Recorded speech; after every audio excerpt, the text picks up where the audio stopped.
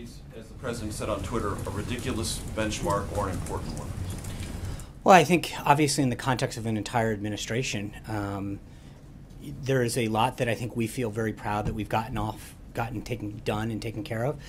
When you look at the immigration piece in particular, border crossings way down, the number of executive orders and pieces of legislation the president signed, I think we feel very proud of what we've been able to accomplish and fulfill the promises that he's made to the American people. But I think it's got to be kept in context, and I think there is sort of this artificial number that gets thrown out. So on one. Well, I mean, the context is it's 100 days, and you have 4 years in your first term, and 8 years for 2 terms. That I think.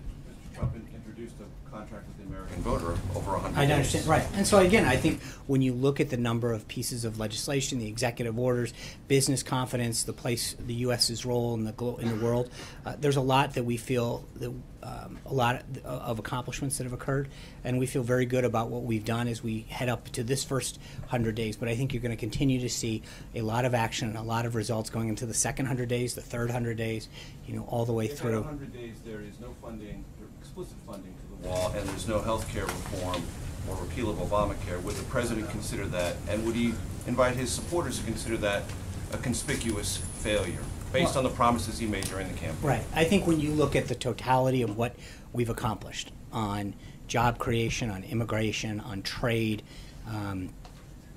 it is unbelievable what he has been able to do.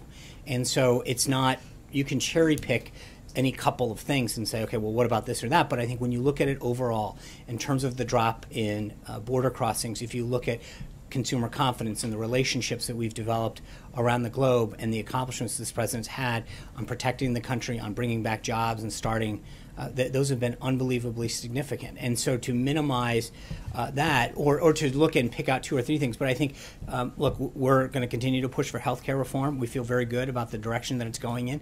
It's been very positive.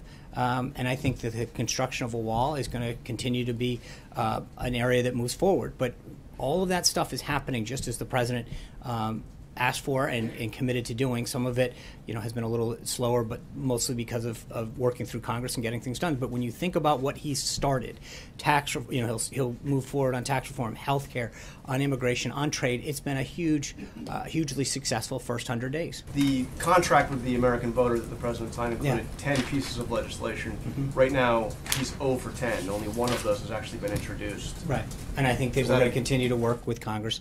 As he says in that document, I will work with Congress to achieve these, and we are going to continue to work with Congress to achieve those. But why have 9 of them not even been introduced? I think when you look at what he has done in terms of Supreme Court justice, the executive orders, the number of legislation, there's a lot that has gotten done. I don't think anyone, I remember very clearly the first few weeks, and still to some extent, the comments that got made about the pace that we were keeping, and we have kept.